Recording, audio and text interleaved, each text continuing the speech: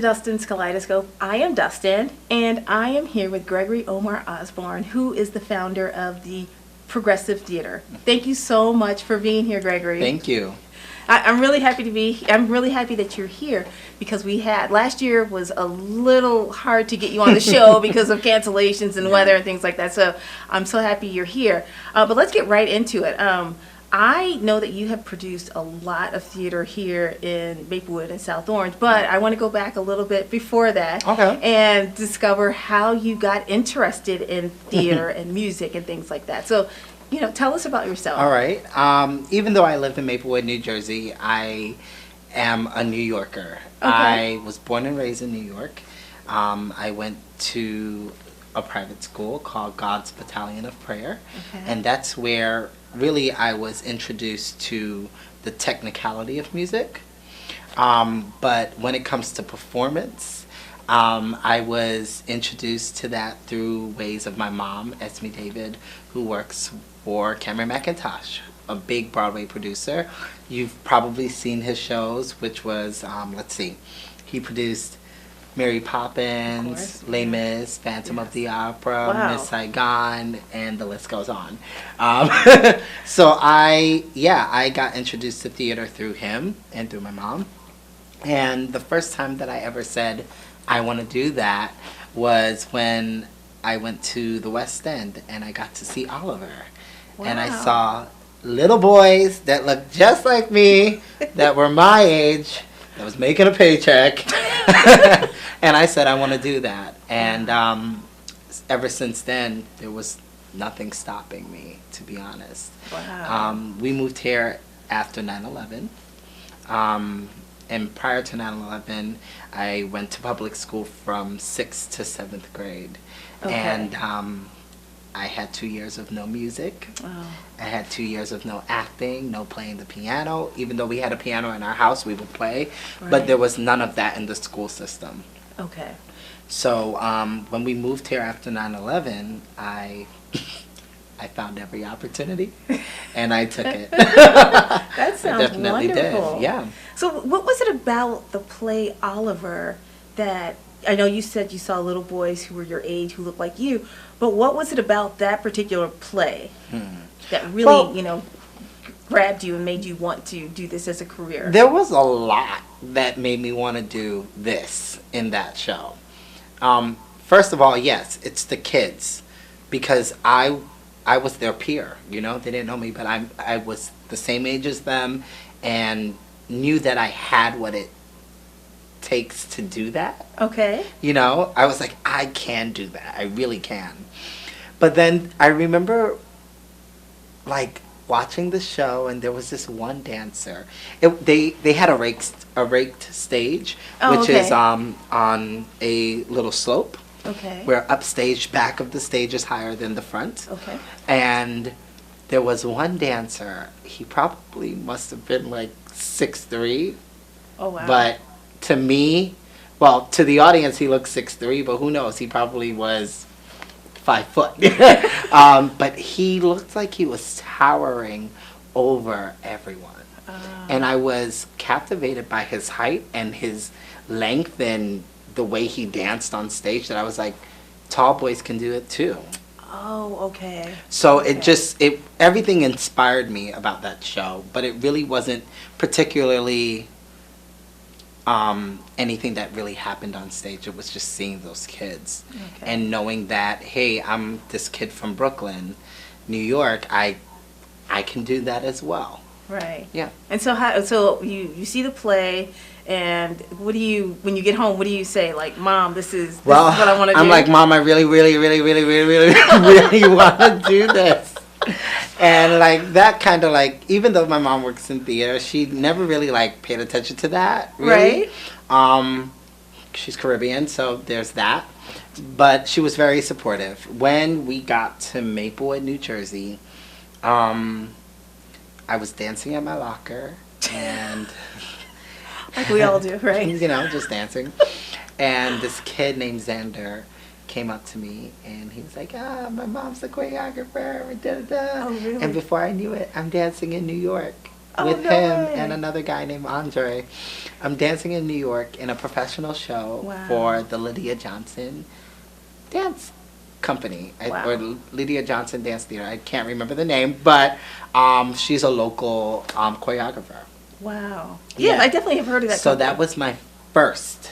Okay, and what were you like in Um, ninth grade or? No, I was in 8th grade. Wow. Eighth okay. grade, and we got a little mention in the New York Times. So Nice. thank you, Lydia.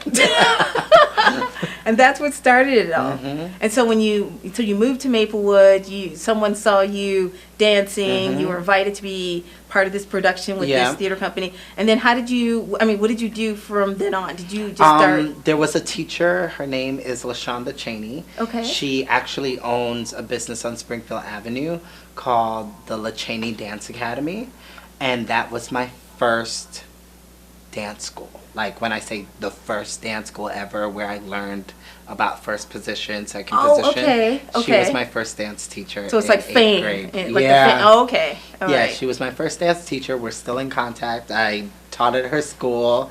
And yeah, all of these people played a vital role in me today, in who I am today. Yeah. Okay. And so what did you do in high school? So you're in 8th grade, you do that, but now So in starting high school, what did you do? in high school, I was still at the dance studio. And then after that, what did I do? At one point, I ended up quitting dance. Really? Yeah. Why? I ended up quitting dance. You know, you're a boy. You're like, I don't know if I want to do this or not. So, yeah, I had one of those moments, but it didn't last too long. Okay. So we weren't deprived of your talent. No, That's good. not at all. But what I did do, I was in band, jazz. Okay. I was in symphony. I was in chorus. I was in select chorus. Well, select chorus was 8th grade. I was in like the a cappella group. I did all things music. Okay. And I sacrificed the lunch because music was so important to me that it was the thing that got me through the school, to be honest. Okay. I wasn't a good student per se. I came here for what I wanted. Okay. What I wanted to pursue as a profession. Yeah. Okay.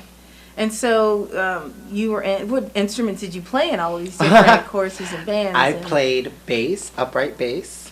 I Oh, played the string bass? Yep. Wow, okay. And I used to lug my string bass up Parker Avenue to my house when I was in 8th grade as well. And then I played mallet percussions and Okay. drums. And I sang. And then I taught myself how to play the flute while at home. Because everyone does Because that. everybody does that, of course. Yeah. Really? I mean, I took lessons to learn how to play the flute, and that was something I just was never competent in. Was it because you knew all of the other instruments? You had this affinity for learning how to play? How did you manage to do all those things? I'm insane. I don't know. You know, the saying, music makes the world go around. Yes. It literally makes my world go around. Okay. I cannot not hear music. Okay. Like Okay. right now, we're sitting here and I can hear something. I can hear a beat.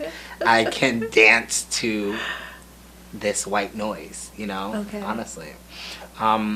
So yeah, I think it's my little sanity, or maybe I'm a genius, who knows? I've been Probably. told I was. That's quite a few instruments to learn. Like, when did you like start when students typically start an instrument, like in 4th grade Actually, or 5th? everything for me, I think would be considered a little bit late. Okay. Even my dancing, you know, started training at a dance school in 8th grade. Usually these days, people are dancing since they're like toddlers. Right. Piano, I started learning piano in kindergarten. Wow. Yeah, in New Okay. York. So Okay. that I had already learned. I already knew how to read music by the time I got here. Okay. And I understood the bass clef and the treble clef. So it was just me coming here opened up my mind and my eyes to a world of possibilities Okay. So I'm really grateful to Maplewood, New Jersey. Oh, that's that, good to hear. I really. mean because I can't imagine like doing all of these different activities, skipping lunch, lugging your bass to school. Yeah. I mean that's a big commitment for someone who hasn't already decided to go professional at that point. Well, you know mean, what it is. It's a commitment, but it's a commitment to yourself. So I'm glad that I didn't necessarily have someone pressuring me. It was different. So when it came to a teacher saying, "Hey, Greg, do your homework," it was harder for me to do the homework because I wasn't doing it for myself. Oh, I see. I was doing music for myself. Okay. I was doing dance for myself. I was in special dance. I was the dance captain for special dance as well.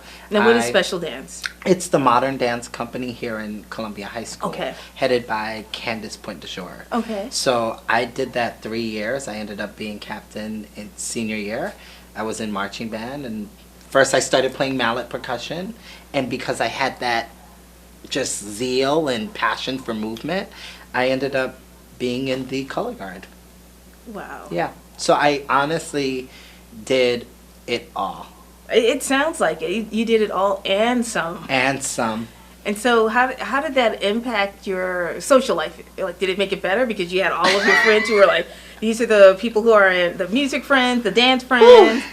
You know, or did you have a social life? You had to practice so many instruments and it's so so many dance funny. moves. When I'm walking around town, I'm always saying hi to people, and I don't realize how many people I say hi to in one day. And one of my friends called me out, and he was like, "You know everybody. Everybody knows Greg." But I think the reason why I know so many people and so many people know of me is because I put myself in a position where they can't not notice me. You know what I mean? Okay. I was on the stage. I was in the limelight, per se. Right. I had a social life. You know, a lot of people say, "Oh, you miss out on birthdays and da-da-da-da." Oh. Because, no, I was at every party. In fact, I threw a party. But, yeah, I think because I was involved in so many extracurricular activities, I had multiple circles of friends. Okay. Yeah. And did your music friends and your dance friends, did they overlap as well as some of your other friends? Did they?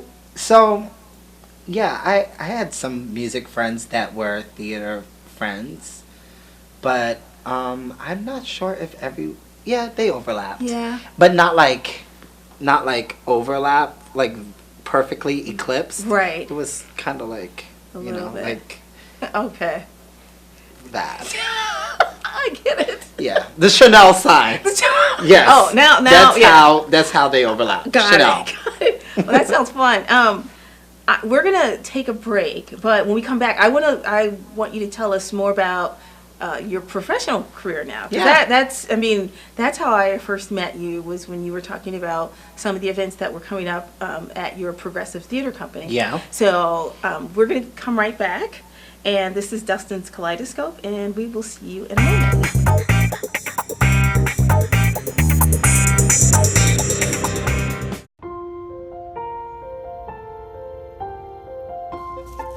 It's an onion.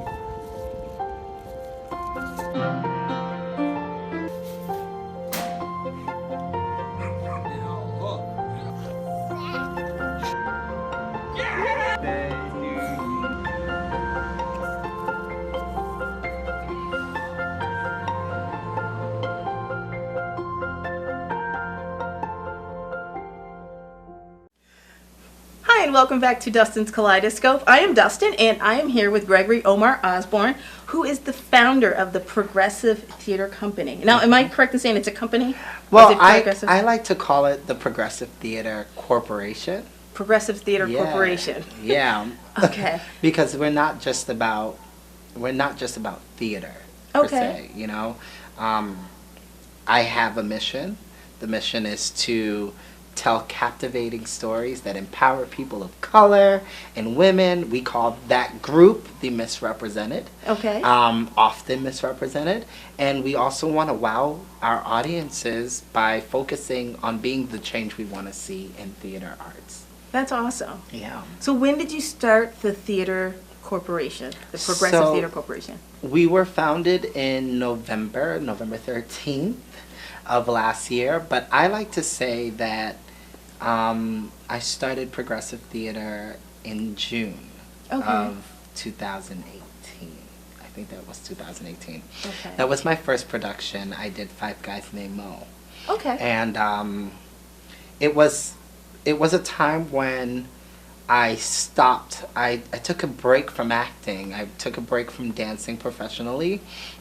And I said, I want to give the opportunities that I had to some people that look like me. Okay. Honestly. So Five Guys Named Mo had 6 young men of color. And then also we had 5 men of color in the band as well. Wow. And I gave them the opportunity to tell their stories, you know. And it was a treat. And once I did that, there was no turning back. So yeah, who wakes up in the morning and says, "Oh, I'm gonna put on a show"? Right. You know? Like, okay, so who does wake up in the morning? How did that come? Exactly. So how did that come about? So I had like a rough time in my career at one point. Okay. And I think it's because I started questioning, do I want to do this? Is this something that I really want to do, or is it just something that I'm good at? You know, am I Okay. copping out? Am I taking the easy way out? I hosted a cabaret in New York called Gregory Omar Osborne, Don't Quit Your Day Job. Nice. And I wanted to change the meaning of that phrase. Don't quit your day job is usually an insult. When you tell an artist that, you're saying, "Hey, you suck." But what I want it to be is, I want the don't quit your day job to mean don't quit your everyday grind to fulfill your dreams. Okay. Don't quit going to auditions. Don't quit writing that play. Don't quit writing that song, or, you know. Oh, so you flipped it on its I head. flipped it, you Yes. know. There's always a silver lining. Right. You know, and that's what I'm looking at. I'm looking at my glass half full instead of half empty, you Okay. know. So I remember during the show, I sang a song, "What Is Time." It was a cover from Billy Porter, who is the recent Emmy winner. But I sang his song, "What Is Time?" And it affected me. I started crying on stage. The audience started crying. And I remember at the end, I said, you know, tomorrow really isn't promised. And if you have a goal, if you have a dream, you have to wake up at some point. You have to open up your eyes, and then you have to get to work. Right. And that night, when I said that, I went home and immediately applied for the rights for Five Guys Named Mo. Because I have to lead by example. Okay. So, yeah, I went into that, and that was the first, and now we are, I think, 4 productions later. Wow. Now we're here with Progressive Theater. How did you even know how to, I mean, if I even had that type of dream or that want, how did you even know how to begin? Like you said, you went home and applied for the rights to.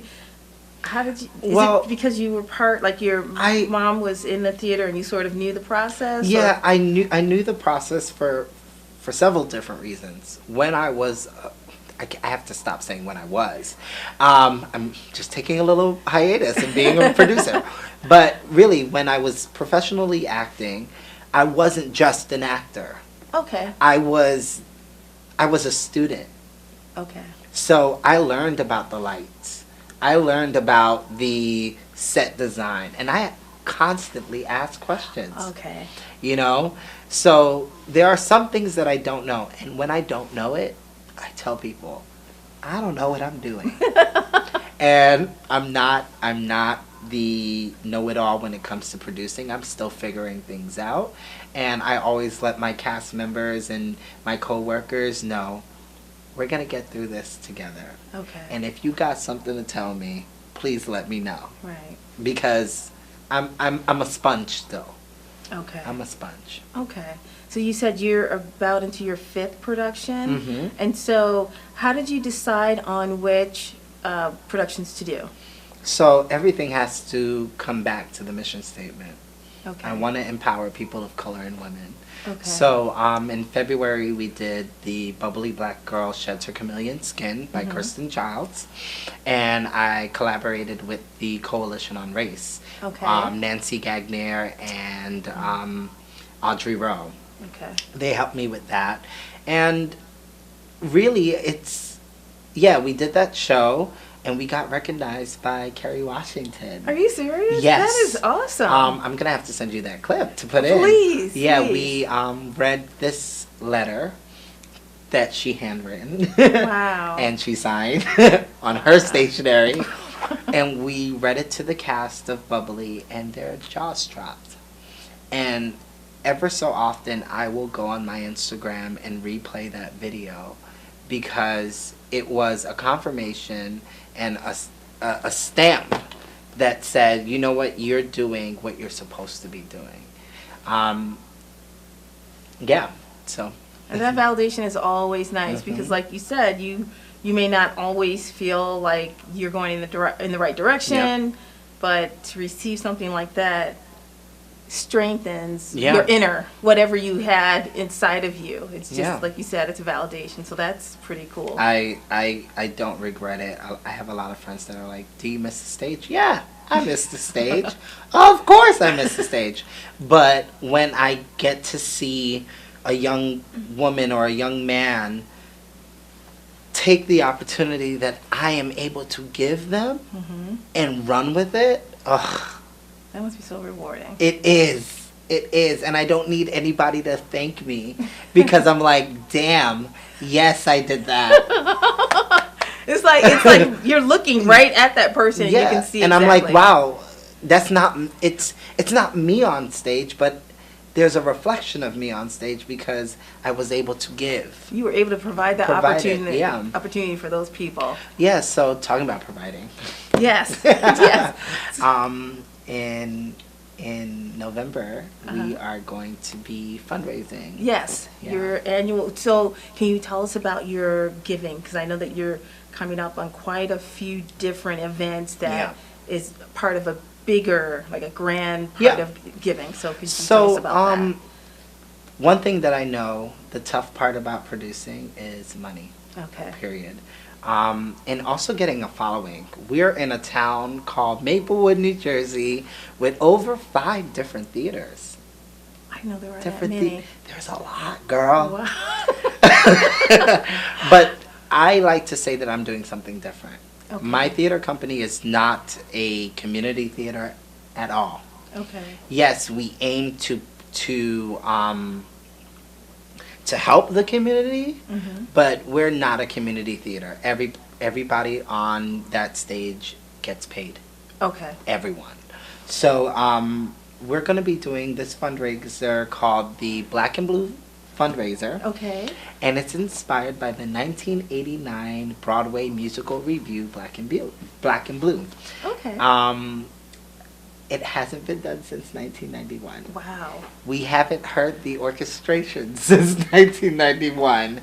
And I am pleased to say that at my gala, I will be mounting 5 pieces from the show. Oh, nice. Not original choreography. It'll be not the original choreography from the Broadway version, but we're going to be doing our own take on it. Oh, okay. And to be honest, my hopes, a lot of people say I shouldn't say this out loud, but my hope and dream is to raise enough money to present Black and Blue at Newark Symphony Hall. Okay. And we're not going to stop there. We're going to say we're going to do it at Newark Symphony Hall for free. Wow. I want 2,700 people of Lower Essex County to be able to see themselves on stage, see a reflection of themselves. So yeah. And so people can help get you to that goal by coming to they can come to the gala, okay. which you'll see on the screen somewhere. Okay. You can come to the gala, visit progressivetheater.com/gala. That's progressive theater with an ER. Okay. Okay. /gala. Another way to give is through our Giving Tuesday campaign. Okay. So Giving Tuesday is December 3rd, and it's an international campaign to spark charitable giving in communities. Okay. And I'm proud to announce, and I can't wait for you guys to hear this from the man himself, Mayor DeLuca. He's going to make a proclamation on November 18th that December 3rd will be observed in the township of Maplewood as Giving Tuesday. Okay, that's great. One way that anyone can help us reach our goal is to come and get your gifts wrapped for the holiday season. Oh. So we'll be at the Bergdorf Theater from November 29th, that's Black Friday, all the way to December 3rd. And we'll have a list of items based off of the size of the gift, and you'll pay to get your gift wrap, and that money will go towards the great work that we're doing and hopefully mounting a show at Newark Symphony Hall if we meet that goal. If we don't meet that goal, we're still going to be able to give and provide free to very low cost tickets to people that don't have the access to theater. Okay. We want to increase accessibility to theater because it's important. It really is. It is. I agree with you, so that the wider population can also, not just people who can afford very expensive tickets, but people who may not be able to can also see too. So that's great. And another way, we have tons. You'll see if you follow us on progressivetheater.com or our Instagram, progressive THTR. Okay. There will be so many ways to give. If you're not tech savvy, you'll find us in person. For sure. Well, I want to thank you so much. The time is just passed. Woo! Wow. Yeah, that was wonderful. I'm so glad you told us about Giving Tuesday so people know how to proactively come and support you. I loved hearing about all of the shows that you're currently that you have. Oh yeah, and then AIDA is coming up in February with the Coalition on Race. So that's something that we should look forward to hearing. Maybe you can come back on later in the season and then tell us about that. So thank you so much, and we will definitely keep in touch with you so that we can see what you're doing. So thank you. So I'm Dustin. This is Dustin's Kaleidoscope, and I will see you next time. Bye.